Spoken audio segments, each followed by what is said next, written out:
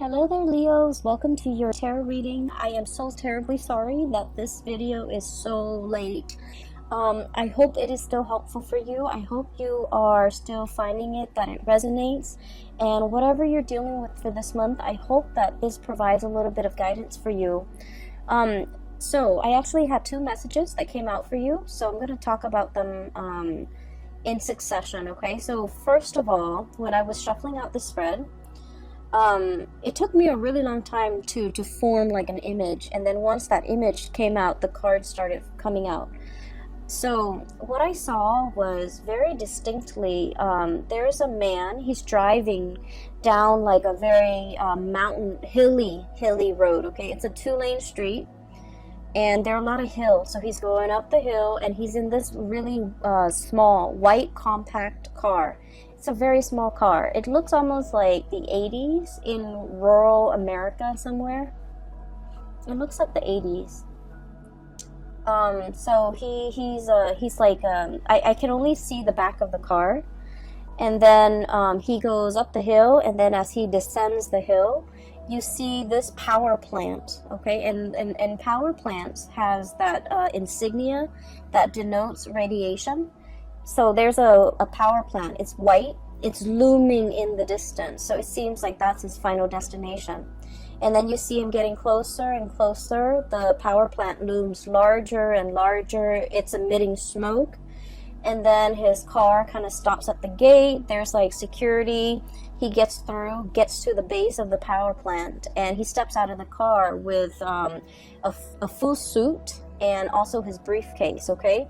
So I was thinking that he works there. He works in this very intimidating, looming, like, it seems like for many of you, you might work in an environment, in an organization that is like heavily scrutinized, okay? That's what it feels like to me, because the power plant is huge. It's emitting smoke, so who knows what it's allowing to leak into the environment, right? And then on top of that, it has this huge radiation sign, okay? It's huge. The emblem is like on the side of those smokestacks almost. So I feel that for many of you, for whatever reason, there's a lot of commotion around the work that you're doing. Either the company, the organization is facing a lot of scrutiny from the press, from the public, from the neighbors even that surround that physical structure. And so I do feel like, I feel that a lot of you guys identify very strongly with the work that you do. You want work that is meaningful. You want work where your skills and your talents can be on full display. And especially for many of you, you might be like the voice, the face, the model, the mascot for whatever it is that you're working at. You might be a sales rep, for example, for a company that you work at. So you're kind of like the face of the product, okay? You could be very visible in the limelight, especially for many of you. A lot of Leos are politicians, okay? And so I do feel there's a lot of like, you're kind of like in an environment that might be facing a lot of scrutiny, and you're doing the damage control. You might be the PR person that everyone reaches out, and you might have to deflect questions, you might have to create your own red herring in order to distract people from something. From something. You might be hired to take on a position so that you can do damage control. You might be hired on by a firm in order for them to fix something that they've made a mistake on. Now, we are moving away from that November time frame, and November time frame was problematic, especially for a lot of work environment, and especially for when it comes to their public image, because we had a very profound Mercury retrograde period where a lot of deeply buried things are coming to light, okay, or were coming to light. It was in the sign of Scorpio, And so I felt like a lot of things that people kind of sweep under the rug, a lot of deep, dark held secrets, especially as it pertains to companies, organizations, and work environment and things like that. Things that people in power were trying to hide from the public, or truths that they were trying to distort, or you know, just things that they shove away when no one is looking. I feel that all of that might have come to light recently, and as a result of it, you're kind of called in to do some damage control. Okay, so that's what I was feeling. I just feel like the work environment that you're in is facing a lot of scrutiny. The people you might work with, they might have their own personal issues that's facing a lot of scrutiny. Okay, and they're faced with a lot of scrutiny. And I am sensing a lot of people will come to you for the month of December, asking for advice, like, should I do this? Should I do that? Because they're really concerned about their public image. And, you know, it doesn't mean that they're superficial or vain or shallow. I just feel like there's something going on here where somebody's job might be at stake, and you're kind of called in to either provide some guidance, provide some legal advice, expert advice even, how to de-escalate tension, how to de-escalate a potentially volatile situation, how to, you know, do all of those things, okay? I also feel like, you know, you're good at your job. You're paid very well. For many of you, you're paid very well for the work that you're doing. But behind it, I feel that, you know, it's a job. So you try to do what you're told. So, for example, you work with you're hired on as a contractor to do some damage control for a company, and you might not like that company very much. And so, you know, even if you don't agree with it, agree with the things they're trying to hide, the things that they're trying to sweep under the rug, you're hired to do this job. And so you will do it to the best of your capability. So I don't see any moral, ethical conflicts here. I just feel almost as if there's a lot of fires to put out, okay? So going back to that image, there's a second part. So, you know, he steps out, and he's in a suit, really nice suit, in this mini car, but he's in a suit, and he holds a briefcase. And so, you know, my initial thought was, oh, he works here, he's an employee. But then I see him like with in that briefcase. It's not like papers or laptop or things like that. I guess in the 80s they didn't have laptops. It's not like papers. It's a science kit. Okay, so he has like those what are those, the droppers, where you take a little bit of a water sample and you put it into a slide, things like that. He has a dropper, he has machines to test the radiation level, and so he opens it up, puts it on top of the front of the car, the hood of the car, and then he starts to go around the area, the power plant. He starts inspecting. So that's when I was like, oh, he's an inspector. So he's not called out to do some damage control, even though that message applies to some of you. Okay? But on the other hand, you might be also called in to inspect, to appraise, to make a final determination on something, to see whether or not it's sound, whether or not it's safe, whether or not it meets the regulation and the standards. And I feel like for many of you, and this could be, you know, just literally just one person I'm speaking to, but I feel like there was something that was unearthed. All of a sudden, it just came to light, and, you know, you're called in to do to make the final determination, to inspect, to appraise, to look at it. And he does his thing, okay? He walks around multiple times, collecting multiple samples. And then at the end of it, what I saw at the end of that picture, of that scene, was he puts in he takes like a poster from his car, okay? And then you see him get back into the car, he drives away, the security gates closes behind him, he stops the car, gets back out, and he puts this giant poster with the radiation, the hazardous sign on it, hazardous, sign on it, and it says like deemed unsafe. Okay, that's what it says, deemed unsafe. And so I feel that there's a situation around you where you guys are in a very important position to protect people from. Okay, you're bringing something to light so that people can be made aware, so that people can, you know, knowledge is power, right? But I feel like there might be something that is unsafe, that is unfit, and you're drawing attention to it. You're calling it for what it is, okay? So in a way, this could be in a work environment, but then I also feel that for many of you, the word unfit parent came in, okay? So you might be, for example, a social worker, where you're inspecting homes, the home environment. Is this a safe place for children to be in? You might be inspecting like a retirement home where they take care of elderly people.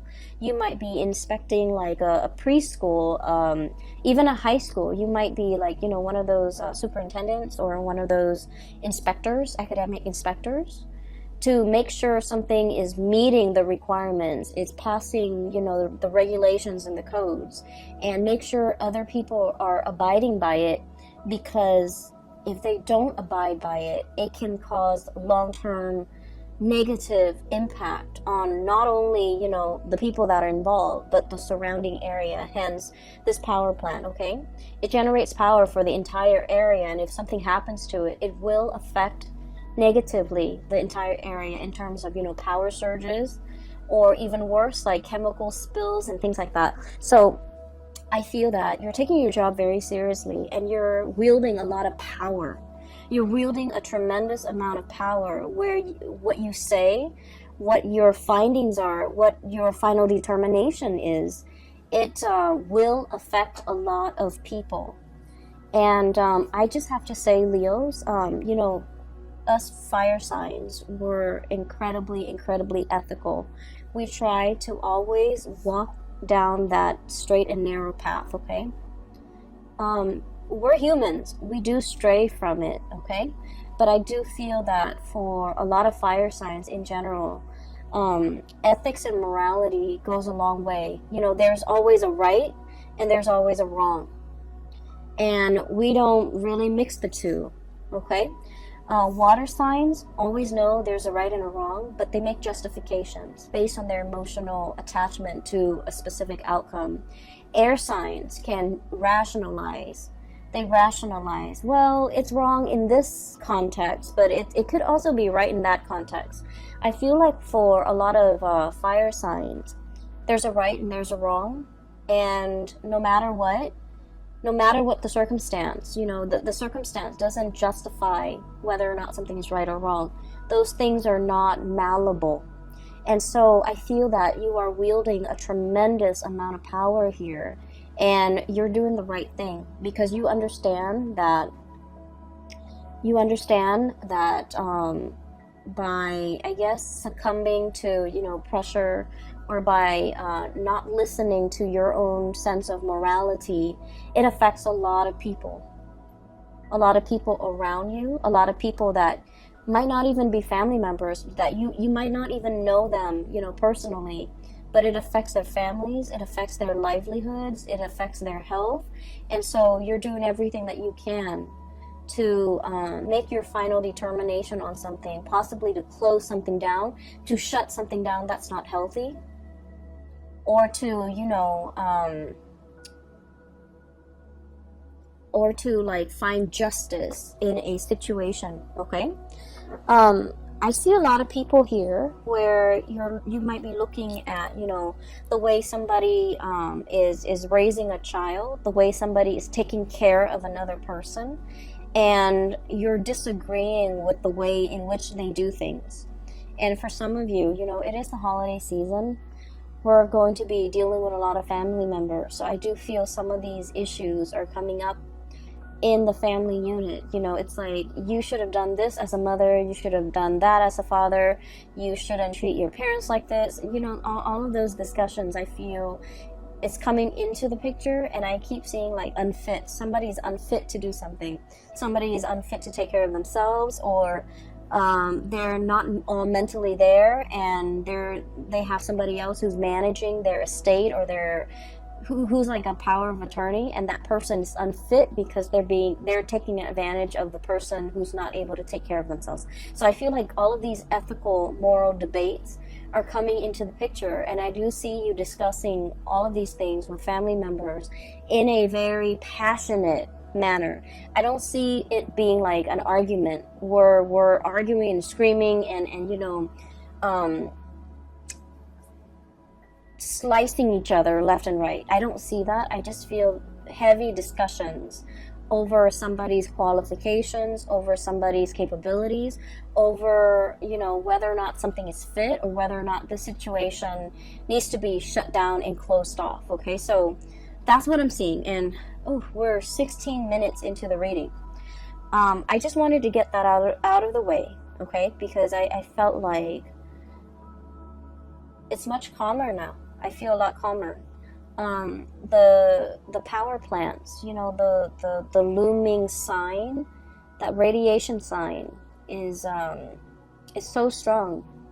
Like it was so big, it was so visible, and I feel that that message needed to be conveyed, because I feel like there's a potentially toxic, hazardous situation, and it needs to be called out. It needs to be labeled for what it is, so that people know to avoid it, and it needs to be shut down. Okay, so that's just the bottom line. On the other hand, on a lighter note, okay, I do see two people here. So let me talk about these two people. I feel like that was the work situation. So let me talk about these two people here. I have one person who is they're very much still interested in you, but I feel that you're turning your back on them, and you're turning away from them, and you're finding love and inspiration and passion and reciprocity elsewhere.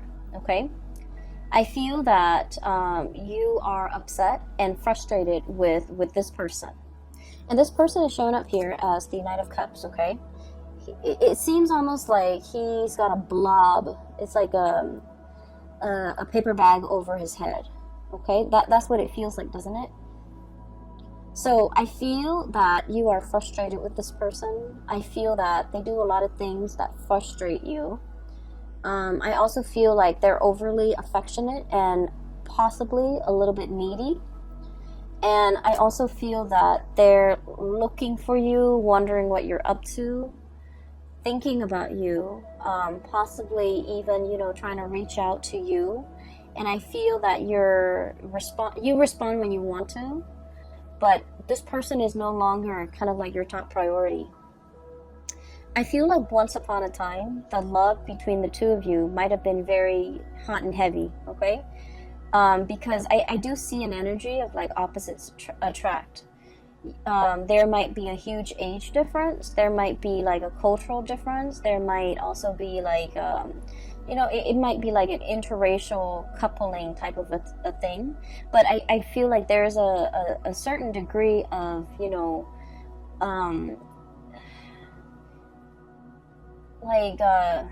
guys are very dissimilar, okay? Very different from one another. And there's a certain degree of mismatch, and because of it, it's very passionate, it's very fun, it's exciting, but it ceases to be those things, because I do feel that you might be turning elsewhere for love and for validation and for a relationship. And so this person is wondering what you're up to. This person is like not really sure how you feel about them, and they wish they could know how you feel about them, because they're wondering and always thinking. And if you are a cross watcher and this sounds like you, I just feel like with fire signs, what you see is what you get. Okay, fire signs are very straightforward. If they're communicating with you, they like you. If they're not communicating with you, they pretty much have exited the picture. And so I feel that for many of you, you have left this person kind of like hanging, or you've just left them out in the cold.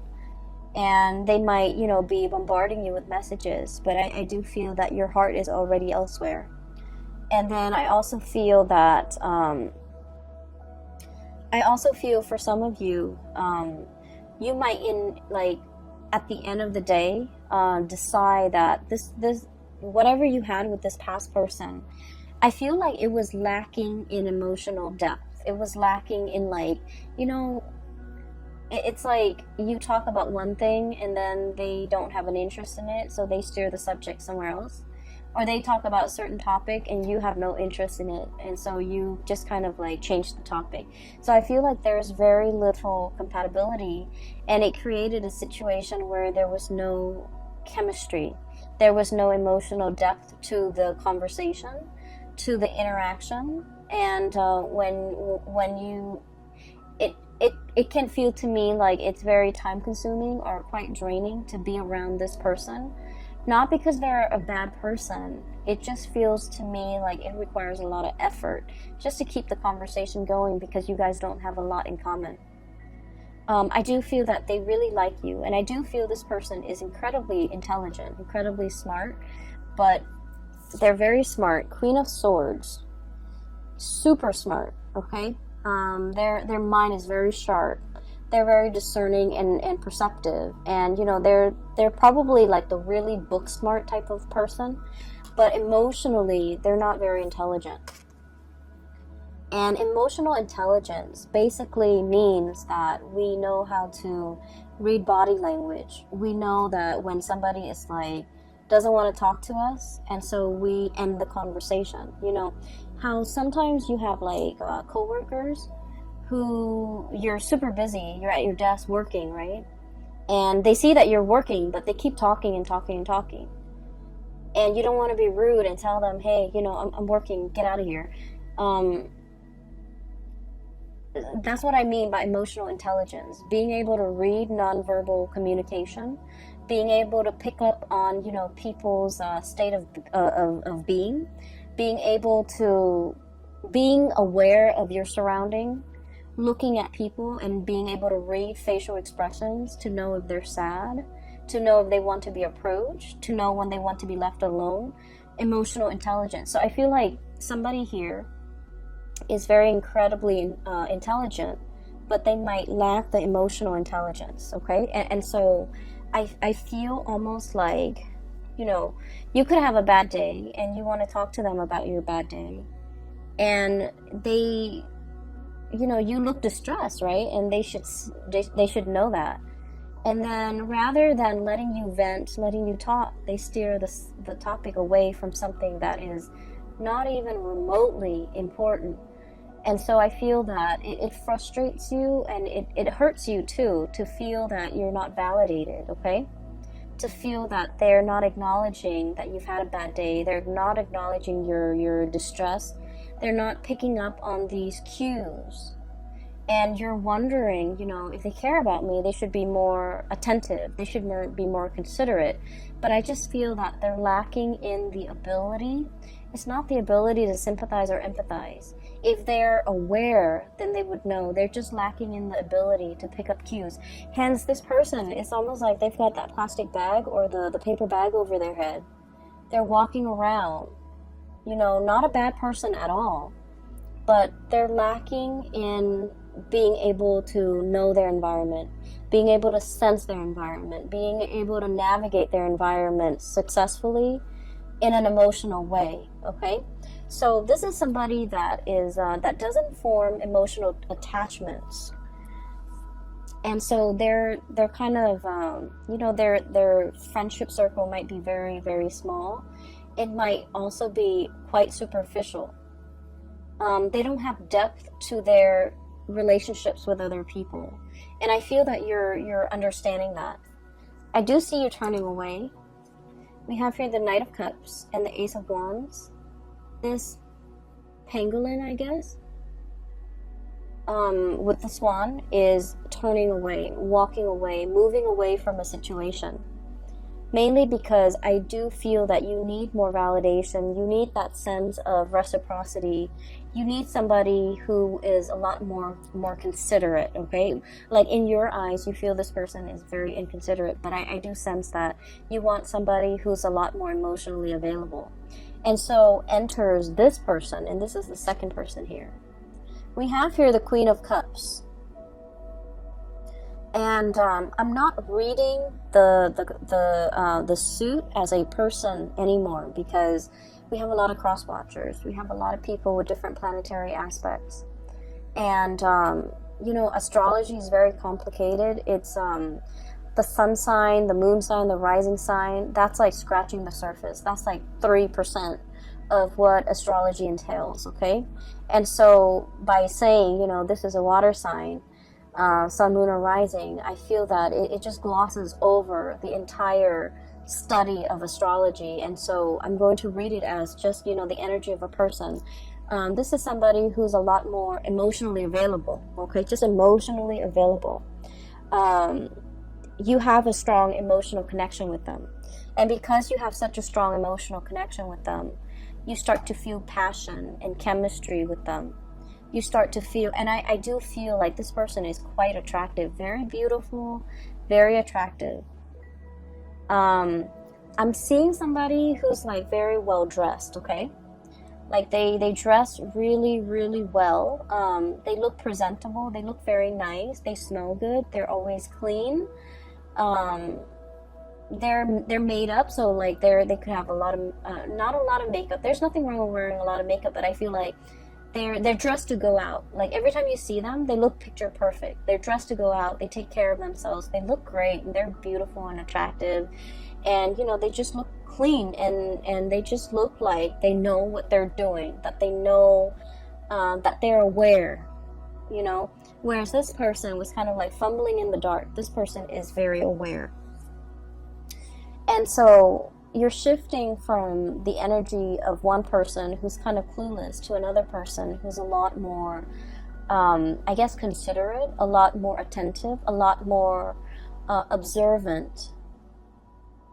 A lot more observant. I also feel that you could be dating two people.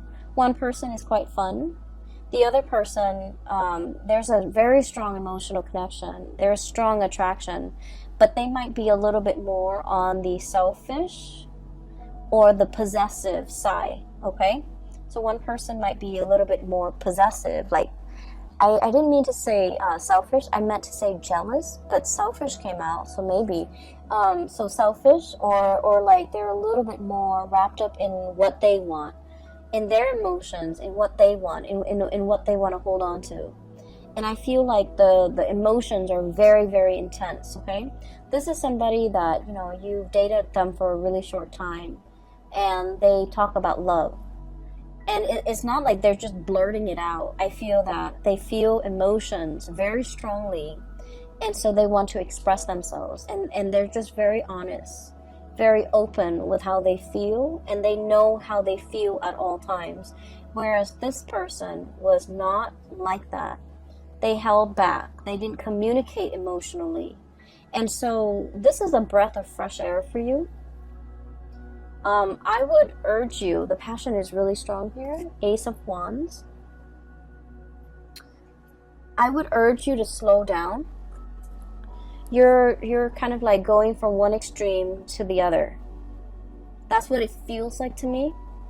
And so I would urge you to slow down, because I feel like this person over here, there's a lot of passion, there's a lot of chemistry. You guys are a very good match. But they might be in a position where, you know, they're thinking about like, let's put a ring on it. Let's get married. Let's start a family. And it's like 3 months in the 3 weeks into the relationship, and they're already planning these things. And so I do feel possessiveness. I do see a sense of jealousy with this person. It's someone who's fiercely loyal, but they're also fiercely protective of the things and the people that they love, okay? She's like gripping and holding on to this lobster. And then I also feel like the realization here with this Judgment card is you're a little bit taken aback by the intensity of this person. When you were dating this person, you wanted intensity. You wanted passion. You wanted intensity. And then, so this relationship was lacking in that. So you might have moved away from it. And now you're meeting exactly the person that you were hoping for. Intensity, passion. And then you realize that the intensity is too much. So you're kind of like stuck in this loop, okay? And that's what I mean by you're moving away from one extreme and landing yourself in the other end of the spectrum. And so if you're still dating this person, I almost feel like, it's that hazardous sign. It's that hazardous sign where it's telling you to caution. It doesn't mean they're bad people. It just means, you have to think about, why is this person so possessive? Why is this person so jealous? Why is it 3 weeks into this relationship and they're already talking about marriage, talking about children, talking about, moving in together, getting a house, getting engaged? So mull these things over, mull over these decisions, because with the Ace of Wands, it denotes to me impulsiveness as well. And so we want to make sure we are on the same page before we can make these, major decisions, okay? Especially if we have children in the picture as well. So I feel like something is starting off really, really fast. It's great. It's passionate. And I feel that this person really likes you. And they might feel that you are the one. And then I also feel you have that ex coming back into the picture. And I feel like they're totally opposite people. On at first glance, or from what you remember, or from what you know about these two people, they're totally different people. But in its essence, I feel one person is a lot more expressive. The other one was very non-expressive. But at the heart of the matter, their energies are very similar, okay? They might have issues when it comes to emotional expression. One is too much, one is too little. Try to find that balance, okay? You might be that middle ground for them, for both of them. You might be that anchor point, and that's where they gravitate towards you. So just be careful that you have to moderate a relationship. Just be careful that you have to be the one where the other person leans on, because that can create, codependency. So, you want to be careful of that, okay? The second image that I saw for you was, I see this dark corridor. It looks almost like a hospital or like a school. It has a lot of different rooms, and it seems very clean and kind of sterile. And it's dark. It's, I can see a little bit, like I would say 30-40% visibility. It's dark out, the hallway is very dark, and I see this man kind of walking down this corridor, and he can't really see, he can't really see, right? It's dark. So he's holding out his hands. He's walking slowly, he's holding out his hands, trying to feel, from where the walls are, what's in front of him, so that he doesn't trip and fall. So he's walking, and it makes me feel really uncomfortable. I'm looking at him walk down this hall, but I feel the discomfort because, when we're in that kind of an environment where we don't know what's underneath us, where we don't know what's 10 feet in front of us, it can feel very unnerving, and it can also feel just really uncomfortable, vulnerable and exposed and uncomfortable. Okay, those are like the messages that came through, especially like vulnerable. And so I do sense heavily that you're in a environment where something is very new, and it makes you feel a little bit vulnerable and a little bit exposed and a little bit uncomfortable as well. Do I take off running? Do I just run to the end of the hall and hope that everything will be okay? And what use is it if I'm meant to get hurt? Do I just get an early start and just run and make it fast and swift? Or do I slowly put myself through this agonizing discomfort, fear feeling around for what's in front of me, feeling around for what's around me, and prolonging the discomfort, right? So I feel like those are the thoughts going through this man's head as he heads down this hallway. From what I can see, the hallway is clear. There are no chairs just thrown about. There's nothing that can really hurt him. It's a sterile environment. And so I just feel like a lot of what you're experiencing is the novelty, the newness of a situation where you're going to have to kind of, it's like you don't have the map, you don't have the blueprint, you don't have the previous knowledge about the situation. And so you're kind of like thrown in and, you know, forced to figure things out. For some of you, you might be dating somebody who might have children, and you're doing this for the very first time. And you're just like, I don't know how this is going to play out, but, you know, I'll do it little by little. You might be like in a relationship, and you're meeting somebody's parents for the first time. And you're just like, I don't know, it's going to be, you know, a little bit strange, uncomfortable, awkward even. But let me just jump in and then feel things out. And then for others, you might be taking somebody...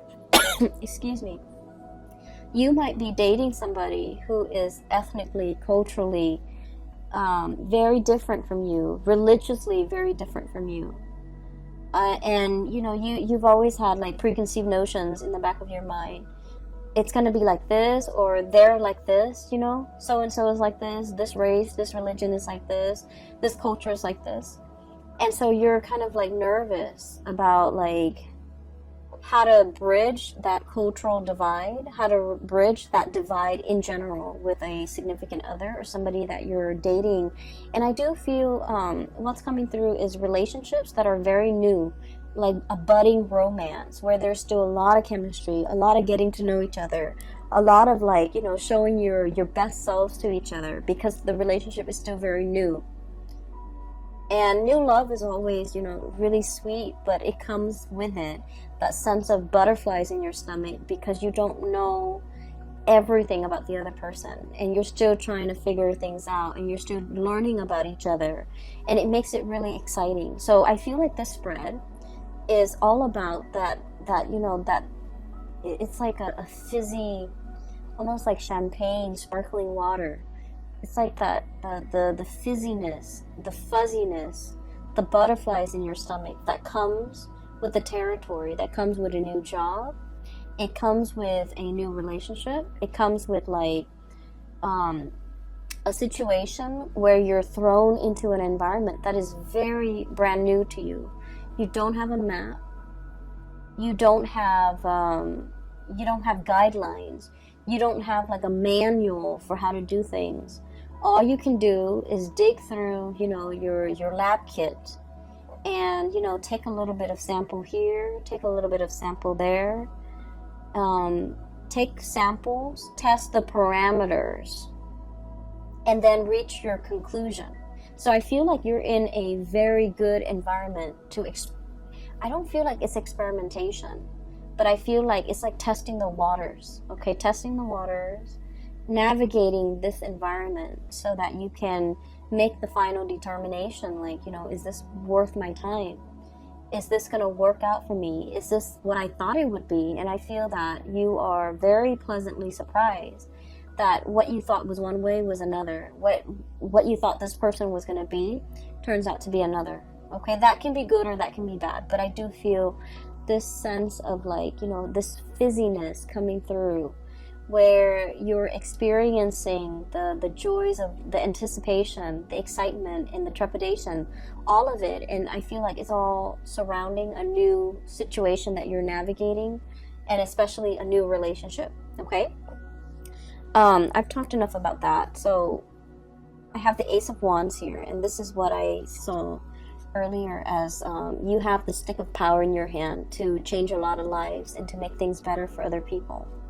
I also feel we have the World. A cycle is closing up with another person, with one person, and something new is coming into the picture with this World card. And then we also have as well the Hierophant and the Seven of Cups, okay?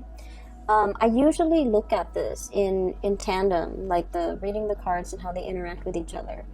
This is all your findings. These are all your results. These are all the things that you imagine something to be. And you're making that final determination, writing up your analysis, writing up your assessment, writing up your findings.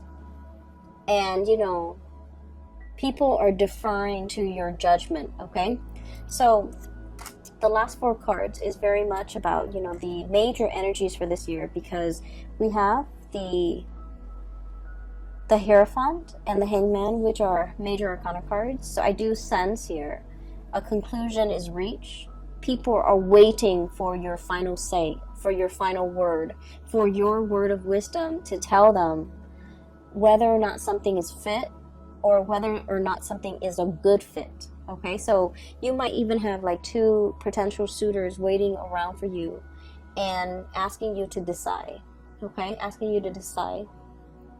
Like, is it going to be me or is it going to be that other person? And I feel like you've already made up your mind, because you want to go for that relationship that has a lot more emotional depth to it. And you're meeting somebody that will show you the depth of emotion like nobody else can. Okay, I will leave it at that. Thank you so much for joining me for this reading. I hope it is helpful for you guys. And I promise you, I promise, okay? And this is no joking matter. I will get your videos out on time. For the month of January, we have the holiday season. Work is slowing down a little bit for me. So I should be able to publish them on time, all right? I wish you all a very wonderful holiday season, and I'll see you in January, okay? Take care.